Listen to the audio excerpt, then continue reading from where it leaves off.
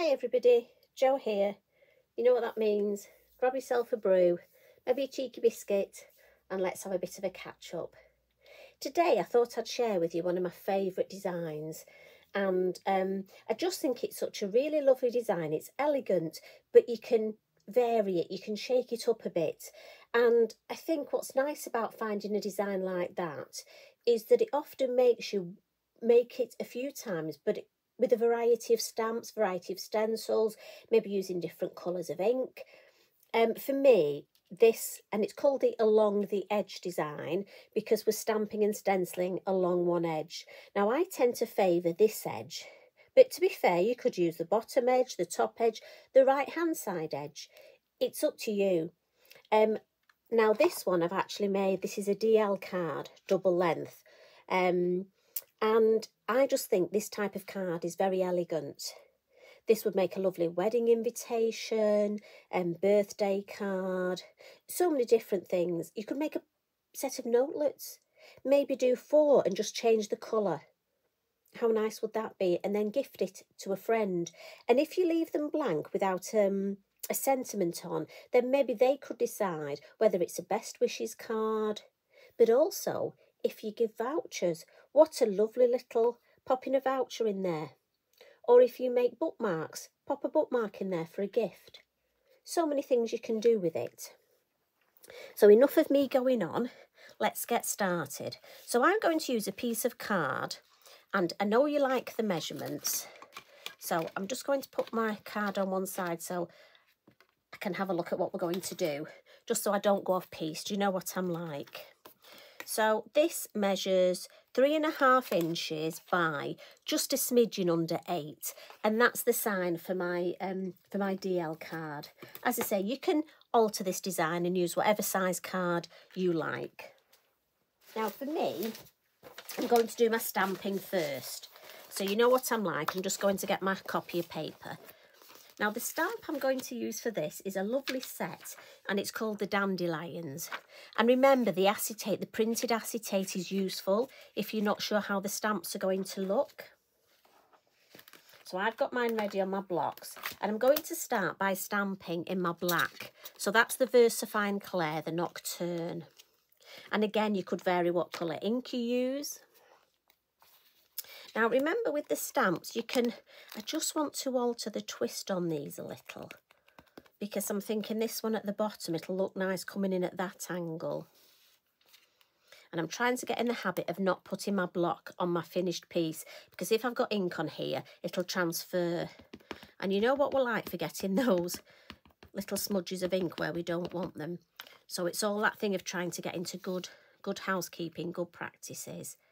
Now this design, I want it along the edge, but a little bit of shape at the top and bottom. So I'm thinking that there. And again, just give the ink time to soak in. Don't be in too much of a rush to lift your stamp. Now I want the angle different. So I'm just going to grab myself a little cloth and wipe my stamp, because I don't want to touch it, only because it's got ink on, and I'll just end up with ink on my fingers, and then it will end up on my card. So that's the only reason. I know quite a few of you have sort of asked and had a debate as to whether you clean stamps or not. It is purely your preference. You know, some crafters do, some crafters don't. I mean, really, for me, as I say, it's how you work. I find for me, I have to, because otherwise I will get ink on my fingers and it will go on. I like white space. And if I get ink on the white space, it won't be white space anymore. So, as I say, it's a purely personal thing. And what I'm thinking is, let's have one of these just for balance in the middle. But I don't want this to come, I don't want a line. I want almost a curve. So if I put that there, and then I can fill in. So I'm going to come in, we've got 2 other stamps on this set. Now you could use the same stamp. I mean, again, oh, I've done this with the Lilium is lovely with this design. We've got so many gorgeous Lavinia stamps that you could use for this type of card, this along the edge. Now again, that's quite a, let's put this one think we'll go for that one there. And then let's just have a second generation there. I love that. Look at the detail. Even if I bring it a bit closer, the second generation, the detail you get is beautiful. Almost like fireworks exploding. Now, I don't want this to be too symmetrical. So I'm going to put this one here. And I'm not going to do a second generation. I want it to try and look a natural flow. So we'll come in with the smaller one now. Now, like I say, if you're not sure how it's going to look, bring your acetate back in and maybe, yeah, try your acetate. Oh, that looks better there, doesn't it? So I can be mindful now to stamp it a bit further. And again, don't be afraid to turn your work. You know, it's all about enjoying the process. So I'm thinking we thought this one here, didn't we? And then maybe a little sneaky second generation just to fill that gap. So I'm happy, I like the way that flows. To put a third generation there, just a little something, but not too much. I might overstamp that, I'll see. I'm thinking first generation there, that angle, and then a cheeky bit of second there. Yeah, I think that's going to have a full, but we'll see what it's like at the end. Right, so here, let's put that at that angle, quite a full one, and then just bring in a little bit on that gap. Yeah. So again, I'm happy with that, but this here, can you see, is annoying me. It definitely, that third generation doesn't work. It needs a bold. So again, if we're not sure, bring the acetate in and look. I don't like that. That's too far in. So I'm thinking that, yeah. Just, I think in between the two distances will work. And it's like you can change your mind as you go, and, you know, don't be afraid to have a go at something like that, third generation, and then thinking, oh, actually, it doesn't work. You are allowed to change your mind. Yes, so I'm happy with that. I like that flow. Now, the best thing to do, remember, your VersaFine Clair is a slower drying ink. So what we'll actually do is I'll just get my heat tool, and although I've blotted it, we'll just give it a little dry before we do the stencil work. Two reasons. One, I don't want to smudge this, but also I don't want to get any of the black ink on my stencil brush. Now again, whenever you're heating anything from the front, always flip it over, heat it from the back, and your card will flatten. And what we'll do before we do the stencil work, I'm going to add, if you look at the finished design, I've got that lovely black edge. So I'm just going to use a Sharpie pen for that. And I'll do it now before I put my stenciling on. Now, normally I use a ruler for this, but I've actually been, she says, training myself to just hold the card down and whiz it along the card. So if it doesn't work, we might hear some whoopsie daisies. No, we're okay so far. It's definitely a bit more reassuring when you have a ruler. But like I say, I thought I'd live a bit dangerously and just see if I could do it without. And it works. Yeah, so I like that. For me, it just frames the design. Now, you know, if you're after a monochromatic look, I mean, that would be beautiful in itself, wouldn't it? But we're going to bring a little bit of stenciling in. And for this, I've chosen my Laurel stencil. And again, I got all my stencils out. And I just had a little look as to which I thought, I didn't want anything too bold. And I thought with sort of flowers, it's nice to have leaves behind. And I'm going for one colour, and I've gone for paprika in the elements. And I'm using my stencil brush. But what I will say is the elements are very, very juicy. So I'm just going to dip my stencil brush in my ink pad and then put my ink pad away. And then I'm actually going to put the ink on my craft mat. I just find that easier. And as you can see, look how much we've got. And I'm going to use that as a palette. So I'll start at the top. And with your stencil, look at all the different way the leaves go. So I want a leaf that's almost going to come in this direction. And again, so I'm going to move my stencil round and look for a nice shape. Oh, I like this one here. Just check you can see what I'm talking about. So this one here, I'm thinking, doesn't matter if I get here. I'm trying to avoid these edges because I don't want to come over and then have a line across. And I bet there's a few of you nodding. I bet you've done that before, haven't you? So let's go for this nice swirl in there. If I can get that leaf in that corner. And I'm just going to hold mine down. You can use tape, but I'm just going to use my hand. A couple of things to remember. I'm going to start in the corners because I want the edges darker. And obviously I've got the most ink on my stencil brush when I start. And that can be a guide to just show how much. Yep, that's fine. Probably a little bit much, so I'll take a bit more off. And then I'm lightly just going to almost flick. And I'm working in the direction, especially with this, if you look at the leaves, they're quite delicate. So I'm going in the direction that the stencil goes, not against it. Otherwise I could damage the stencil.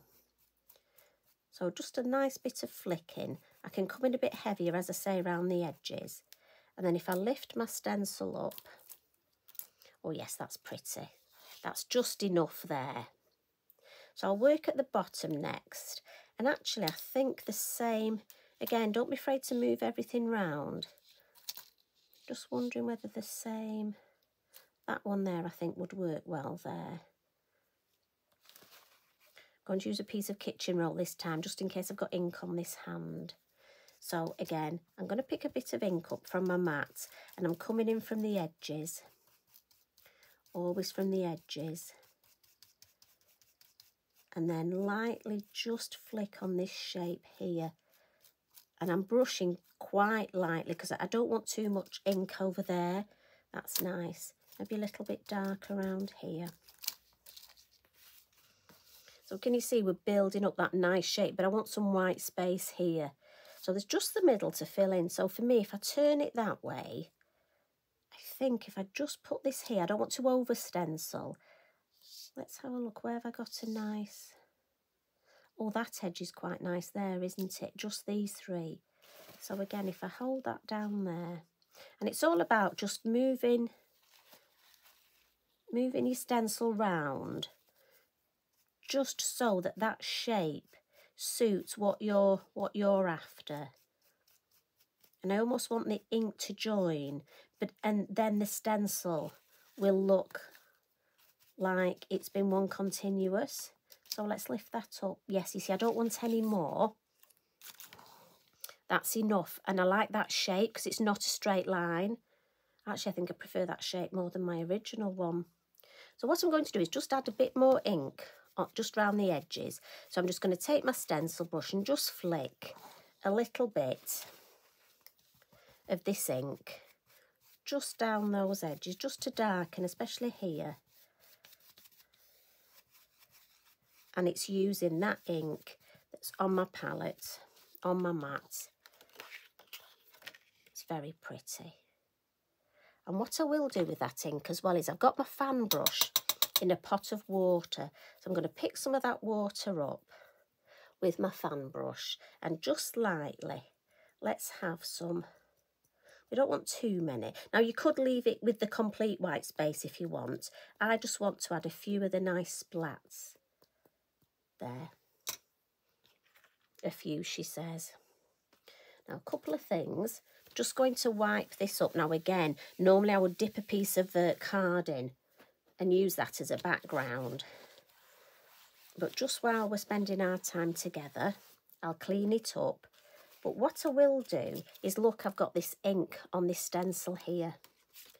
So I've got another piece of card. Now this is where Eric, so those of you who know me know that Eric's my black Labrador and he sits under my craft table. And I've just spritzed some water on this off shot. So he's now got nice water on his back. But he's a Labrador, so he's happy with that. And then what we'll do, we don't want to waste that ink. So let's see if we can get one of those 2 for backgrounds, 2 for the price of 1. Just give the ink time to soak in. And again, I'm pressing the stencil. I'm trying not to rub it or move it because obviously this is such a delicate stencil. I don't want to ruin. You can easily lift these edges up. So make sure you're mindful to actually press it down. Now let's have a little look. Oh yes, we can take that off. Look at that. Now I've got to be honest, what a lovely background. So again, I will put that on one side, and when that's dry, that's going to be my bonus background. So for that time when you need a quick card, just imagine some ink round the edge. You need a single stamp there, or maybe the fish. Oh, you know, so many things. These spare backgrounds, I think, are just amazing. Last little thing we're going to do to this is add a little bit of glitter. So I'm going to just bring my heat tool in, again, just to dry this, just to stop the glitter sticking where I don't want it. Again, front and back. Now let's get ourselves another piece of copy paper. And I'm just going to make a little nick. That's going to be my funnel. So the glitter I've chosen it's one of the Eco Glitters, and this one is Vintage Shimmer. I just thought that lovely shimmer would go. I could have gone for a tone on tone, but I just fancied the shimmer on this.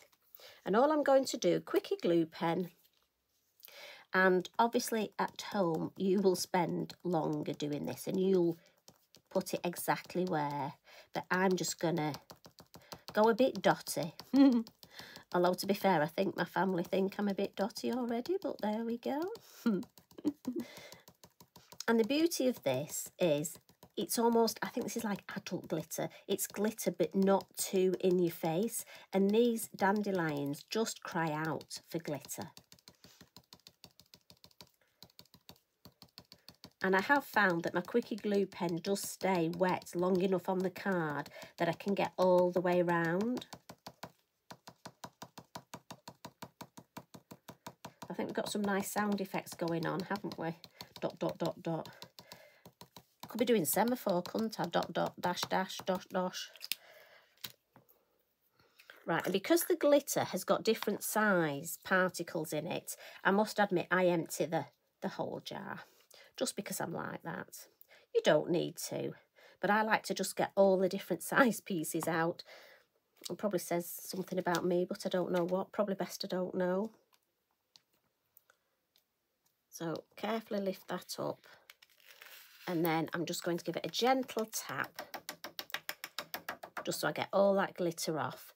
And I always tap the back, and I have a spare paintbrush, just one of the ones that's just perfect for nothing else other than glitter, and I use it just for glitter. There we go. But look at that. If I just bring that a bit closer, can you see? Now, don't worry, if there's any on the ink here, it won't stay. It will only stay to where we've put the glue. So these odd little bits, again, if I give it another tap, because I want to get as much as I can back in that jar, ready to use again. So lift my copy paper up. And then this is where you, again, I find the brush very useful, just to gently tap. And I don't know what it is about your glitters, Tracy, but I always find there seems more. I do have trouble getting it back in the pot. I think it seems to expand. So I don't know if any of you other crafters have found that. Mine definitely expands. I have trouble getting it all back in, which is good. Right, I've got some little particles left. Perfect. Give it a little tap and flatten it. Put the lid on that. We don't want any spillages, any mishaps, do we? And there we go, look. As I say, just look at the sparkle. And it's nice because it's not overpowering. Now bring in the one. Now I've just added the word spirit to this one. I like to chop some of my sentiments up. I tend to stamp a lot of sentiments, and then I just look for odd words. I think this one was from Let Your Spirit Fly. This one I'm going to leave without a sentiment, just because for me, this will be for my emergency card. You know what it's like last minute when you forget something, and then I can add something there or there. And as I say, have a go, try different colours, try your different stamps. So I hope you've enjoyed that. Thank you very much for joining me. If you do have a go, please tag me in. I love to see what you do, I really do. And your work, it helps other people, and we all love to share ideas. You take care. I hope you have a good week. Much love and hugs from me. Bye for now.